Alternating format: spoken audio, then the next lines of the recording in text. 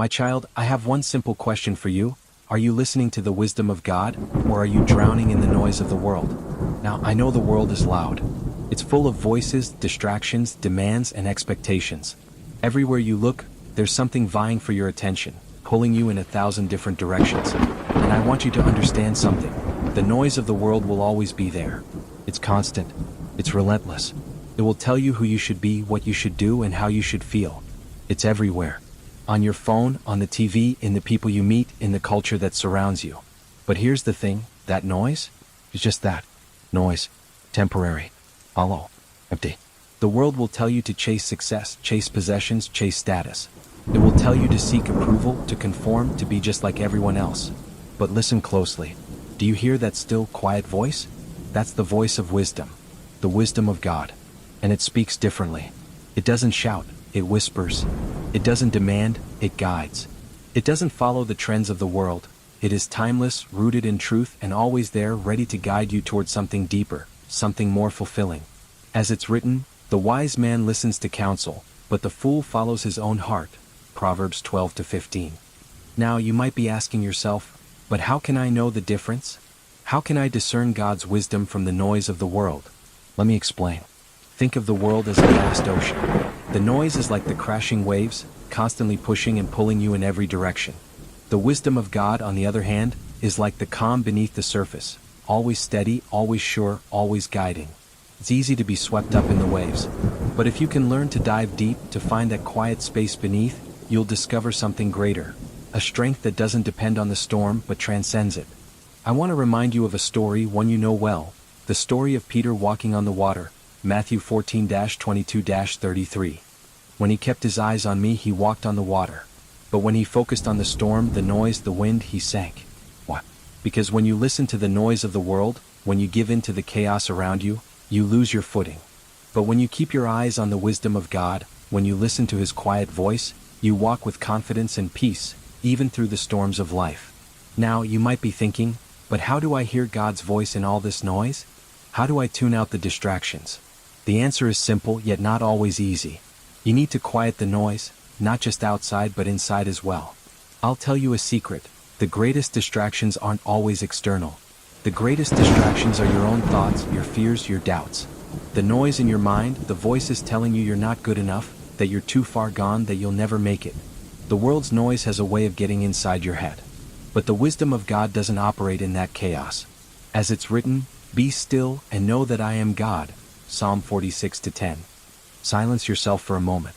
Let the noise fade. Let your heart open to the stillness of God's wisdom.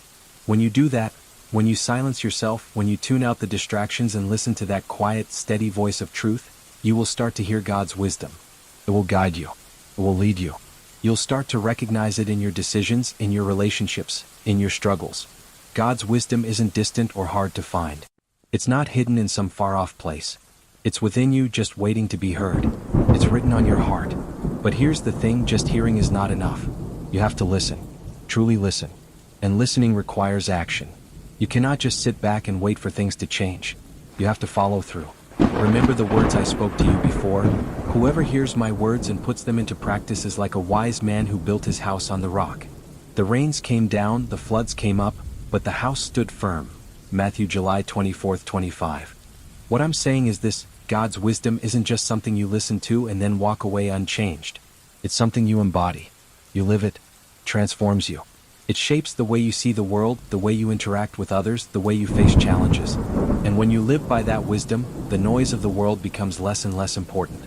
You become like a tree planted by streams of water, always growing, always producing fruit, regardless of the droughts or storms that come your way. Psalm 1-3. Now, let me remind you of something crucial. Listening to God's wisdom doesn't mean life will be easy. Far from it. In fact, it's often in the most difficult moments that you'll find the greatest clarity.